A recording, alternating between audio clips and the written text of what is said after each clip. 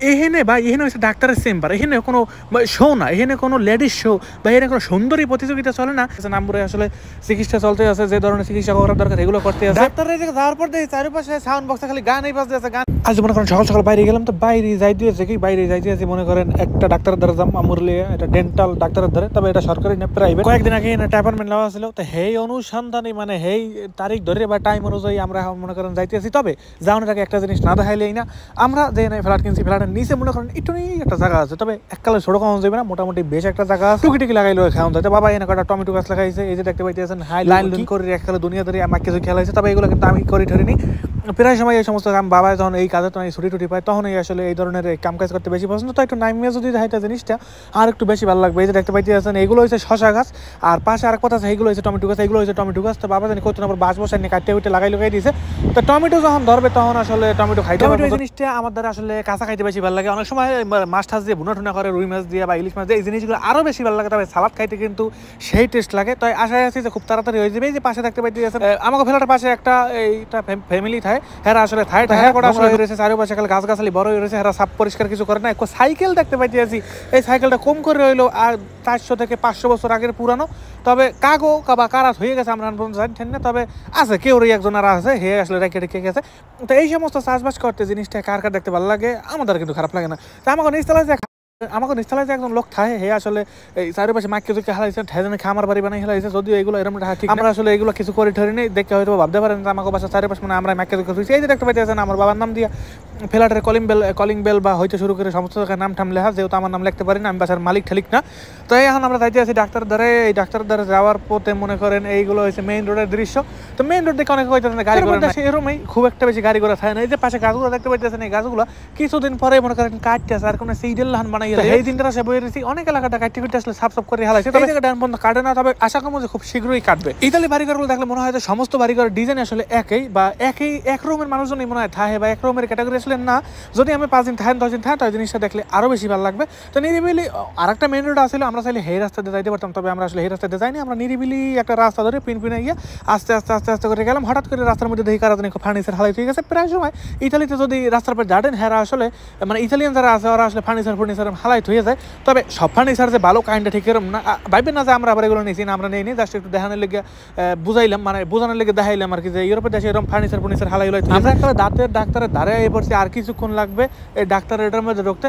আমাকেও বাসার টনে দাঁতের ডাক্তারের এখানে যাইতে ধরেন কম করে হইলো ঘন্টা হানে না লাগলেও 1-2 মিনিট লাগবে। এককালে খুব কাছে মধ্যে যেটা রাস্তা আছে, রাস্তাটা পার হইলেই এই সামনে গেলেই মনে করেন দাঁতের ডাক্তারের এই চেম্বারটা। তো আমরা আসলে ভিতরে ঢুকে গেছি, ও মা ঘুরে ভিতরে ঢোকার পর চারিদিকে দেই সব বিল্ডিং দেই এক কিরে। একটা মহিলা দেখছিলাম ঢুকছিল, মানে উপরের দিকে উঠছিল, হেয়ার পিছনে মনে করেন পিড়ি হাঁটতে পরে ডাক্তারের দ্বারা গেছি। আমি ডাক্তার দ্বারা চিনতাম না, আরও কয়েকবার করে এখানে আসছিলাম, তবে ওইগুলো আসলে আমার ঠিকঠাক মনে নেই। এই যে দেখতে পাইতে আছেন ডাক্তার যে বা এগুলোর ভিতরে আসলে দেখে কোনো বোঝার পরিবেশ নাই, কারণ আমার কাছে প্রায় সময় ডাক্তার দ্বারা গেলে এত পরিমাণে মানুষজন থাকে, যার কারণে আসলে ভিতরে ঢুকলে বোঝানো যায় যে এখানে একটা ডাক্তার কিছু আছে। কিন্তু আমরা যখন আসলে ভিতরে ঢুকলাম তখন বুঝতেই পারি না যে ডাক্তার। তো হঠাৎ করে ভিতরে ঢুকে গেলাম, ভিতরে ঢোকার পরে যে রিসিপশন দেখতে পেয়েছেন, এখানে অনেকক্ষণ খাড়াই রইলাম। মানে আমাকে অ্যাপয়েন্টমেন্ট আসলে 11টার দিকে, তাই মনে করেন 11:30টার দিকে আসলে 11:30 পরে আমাকে ডাকি আসলে ভিতরে নিয়েছিল। তো হঠাৎ করে অনেক রকমের মানুষজন দেখলাম যাই খাড়াই রইলো, কি ব্যাপারটা কি এত মানুষ হয় আমাকে ডাকে না। তো মানুষ হ্যাঁ দেখুন দরকার নেই, হ্যাঁ টাইম মতো ঢুকবে, আমরা আমার টাইম মতো ঢুকবো।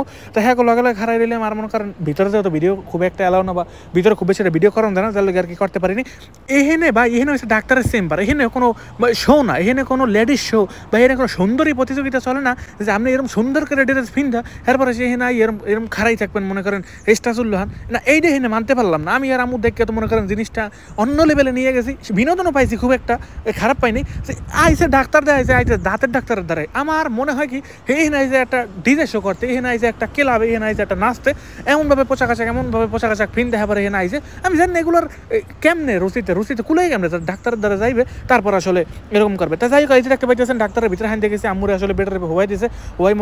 হওয়াই মনে করেন এই যে চিকিৎসা চলতে আছে। প্রথমে আসছিল মেইন ডাক্তার, পরবর্তীতে আরেকটা আসছিল ডাক্তারের সহকারী, হেও ডাক্তার, এর প্রায় 12-14 বছর অভিজ্ঞতা হইতেছে। আমুরে আসলে চিকিৎসা চলতে আছে, যে ধরনের চিকিৎসা করার দরকার এগুলো করতে আছে। ডাক্তারের যাওয়ার পর দেখি চারিপাশে সাউন্ড বক্সে খালি গানই বাজতেছে, মনে হয় না যে কোনো একটা ডাক্তারের অফিসে বা ডাক্তার দেখাইতে।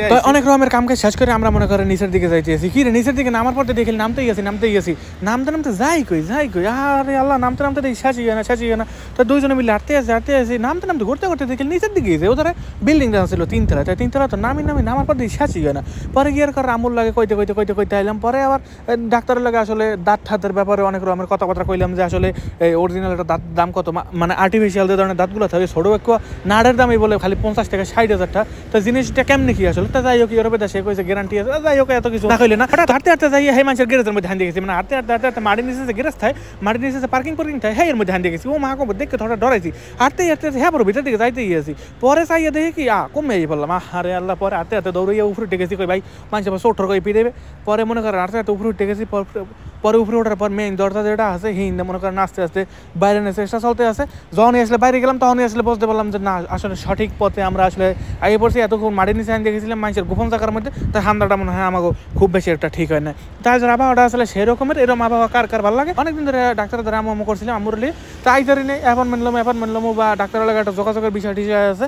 পরে তো মনে করেন করে হালাইলাম। আর আজকের এই জায়গায় ডাক্তারের দ্বারা প্রায় খরচ ছিল 85 ইউরো বা আমাদের দেশে 7 থেকে 8,000 টাকা। কি ধরনের চিকিৎসা করছে এগুলো নাই কইলাম, বেশি সময় লাগে 20 থেকে 25 মিনিটের মতো সময় লাগছিল। পরে আমরা মনে করেন বাইরে মনে করেন এবার যাইতে আছি বাসার দিকে। আমরে ডাক্তারে খাইতে কিছু মানা করছিল যে যতক্ষণ আসলে দাঁতটা অপসই থাকবে, মানে যত সুই দিছিল সুই যতক্ষণ থাকবে খাইতে মানা করছে। দেখা হবে পরবর্তী কোনো নতুন ভ্লগে। ভালো থাকবেন সবাই।